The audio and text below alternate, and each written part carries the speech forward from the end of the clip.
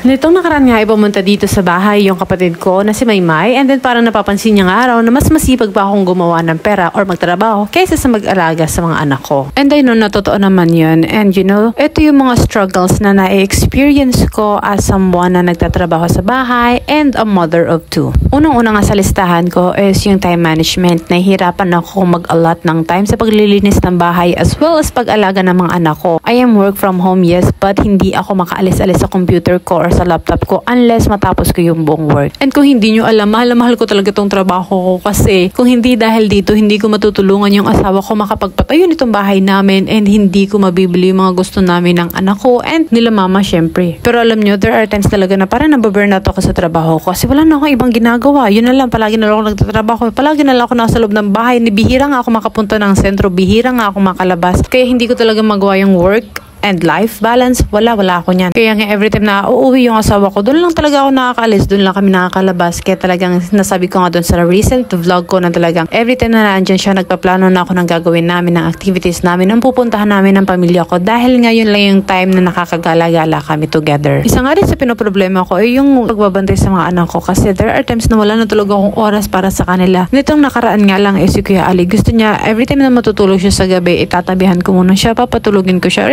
yakap lang siya sa akin, tas makakatulog na talaga siya agad. Pero hindi ko nga magawa dahil natatakot ako na baka makatulog ako, hindi ko matapos yung trabaho, mapapagalitan nga ako. Kaya there are times na umiiyak siya habang nakakatulog, and thinking of that breaks my heart for real. At dahil nga doon, pinipilit ko talaga yung organize yung oras ko sa araw-araw para naman makapagtrabaho pa rin ako ng maayos habang natitingnan at naalagaan ko pa rin yung mga anak ko and nakakapaglinis ng bahay. Mahirap, Diyos ko, talaga totoo yan, but I think I can find a way how to do that. And recently nga, kapag may extra time talaga ako, naglilinis ako ng bahay or nagagamas ako sa harap ng bahay namin, and I think that's my way of exercising and para iwas burnout, kasi parang kapag puro trabaho ka na lang talaga and then hindi ka naglilibang or hindi ka nagtatry ng other activities, talagang may inis ka and mawawalan ka ng gana. Also, dahil nga palagi nila ako nakaupo, nagtatrabaho, medyo nagigain na talaga ako ng weight kasi wala na akong ibang ginawa pagkatas kain, magtatrabaho na naman, mag-aalaga ng mga anak, and wala ako talagang masyadong exercise or activities na ginagawa sa loob ng bahay. Kaya eto, naglilinis ako, naggagama sa loob ng bahay, nagbabantay ng bata. At least, hindi ako makapag-exercise ng maayos. I think it's also a light activity that can help hasten my metabolism. And nakita ko nga yung ref namin na puno-puno ng dikit ng clay. Kaya inutusan ko si Kuya Ali, nalinisin niya yung ref. And ayan, pinunas-punasan niya naman yan. And at least now, malinis na yung bahay namin. Kahit na wala kaming katulong. Kasi nga, andito naman yung kapatid ko, nakakatulong naman siya sa pagbantay ng bata. And as long as may bantay yung mga anak ko, makakapagtrabaho ako dito sa loob ng bahay namin. And of course, gusto ko rin mag-thank you kila mama and kila tita na palaging nagbabantay ng mga anak ko since umalis yung asawa ko for work. Alam nyo, ang swerte ko rin talaga kasi ang lakas ng support system ko.